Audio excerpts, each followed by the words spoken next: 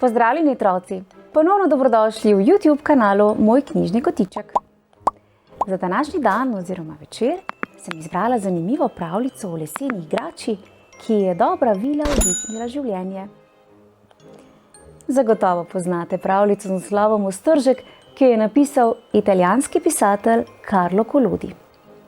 Predlagam, da se udobno namestimo in prisluhnimo dogodivščinam prikupnega ostržka.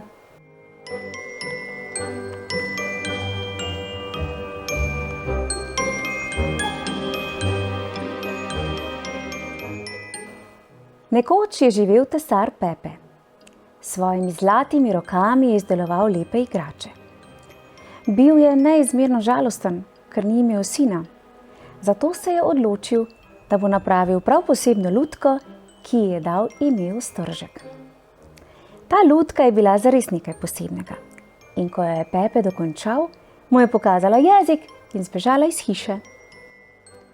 Ostržek, vrni se! Je zaklical Pepe in stekel za njim.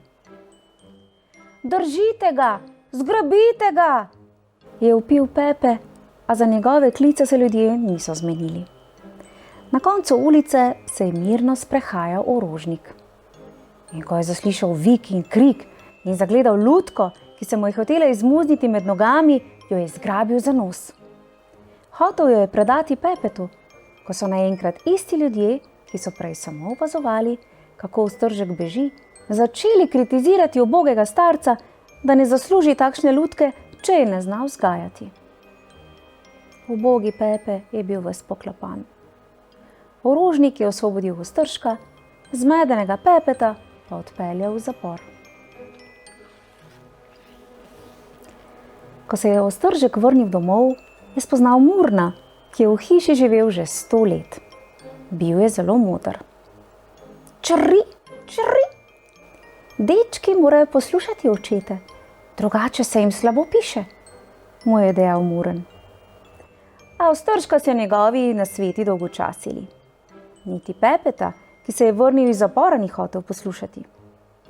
In to je užalostilo dobro vilo, ki je imela Ostržka rada in ga je hotela spremeniti v pravega, pravcatega dečka. Veš, kadarkoli se boš zlagal, ti bo zrasel nos, mu je nekoč zaupala. Ostržek pa je mislil, da se šali.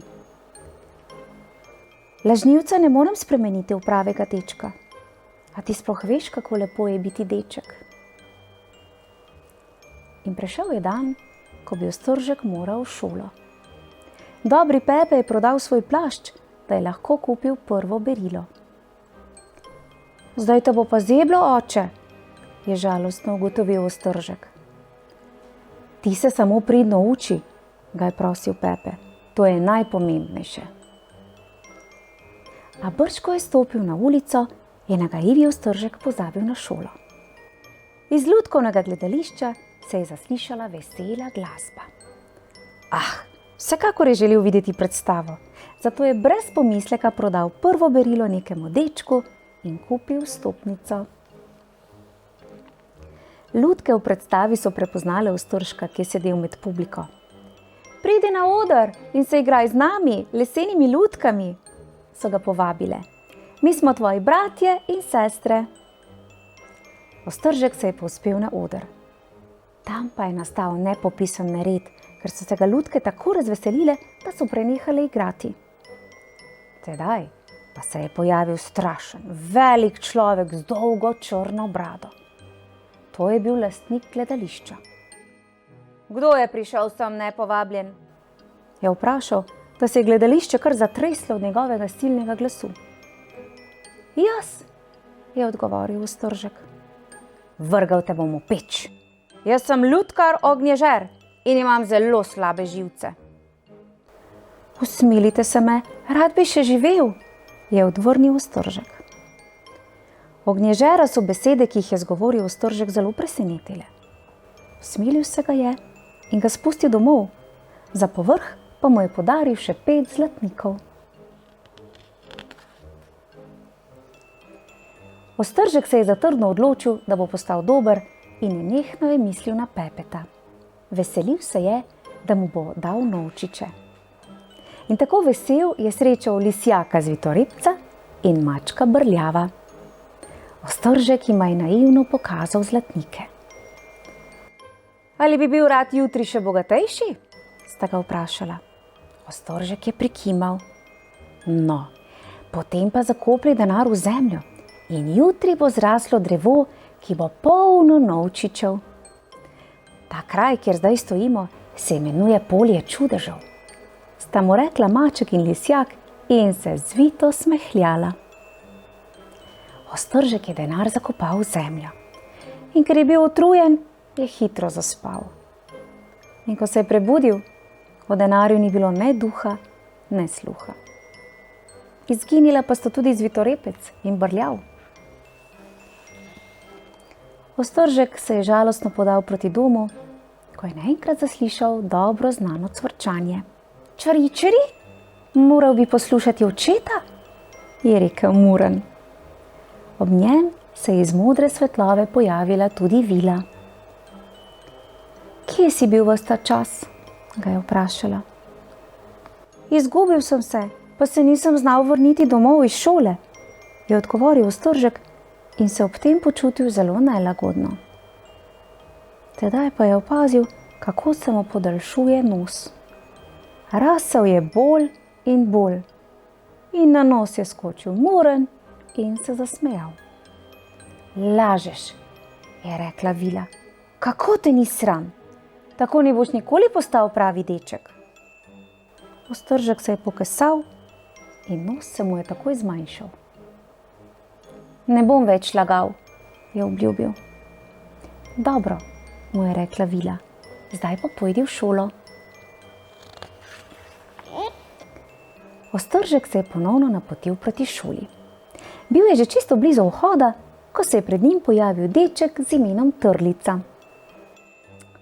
Šola je dolgočasna, Ostržek.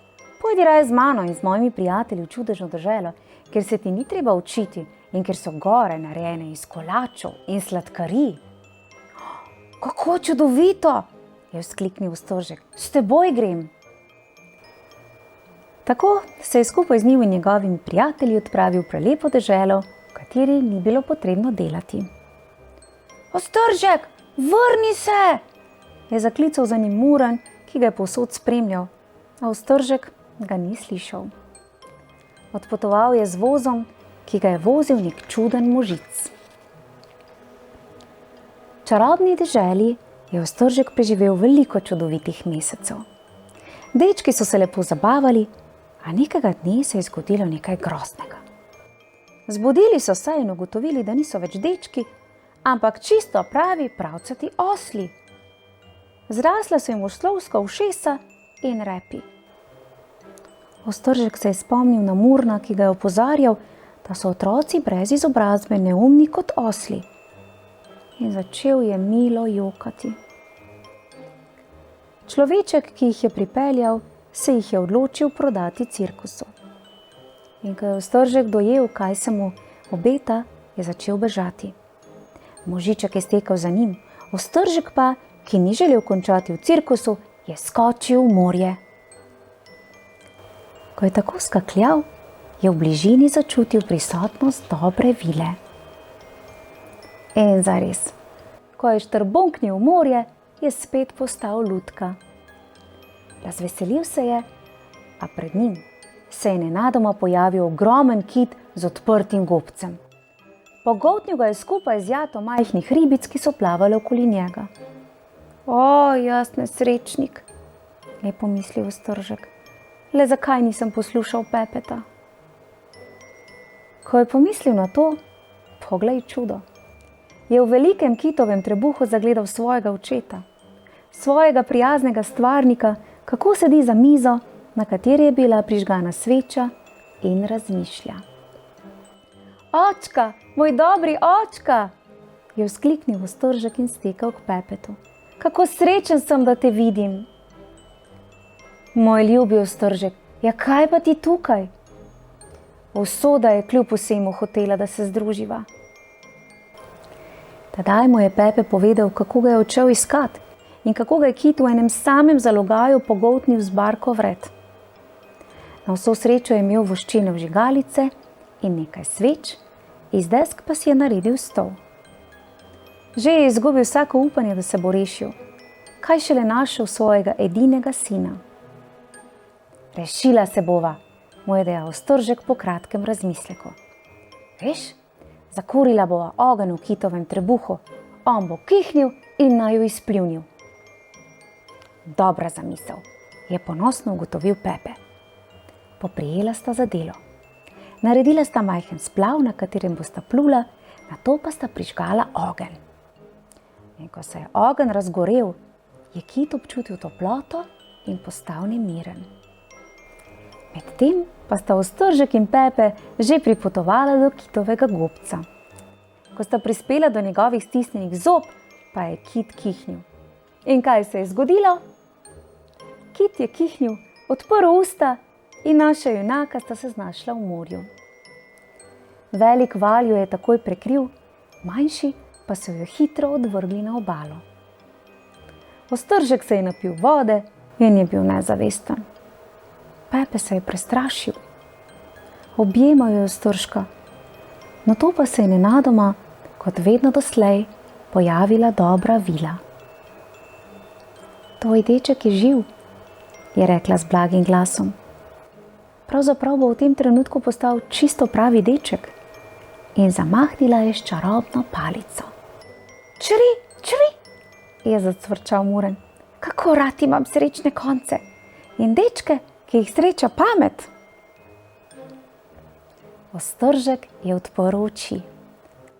Oče, jaz sem živ, je vzkliknil. Čisto zares, povsem živ. Postal sem pravi deček in nič na meni ni več leseno ali oslovsko. Pa saj to je čudovito. Da, moj ljubi Ostržek, mu je odgovoril Pepe in solze sreče so mu spolzele po licu. Bil je najsrečnejši človek na svetu. In vsi so bili srečni, kar se le da in morda še bolj.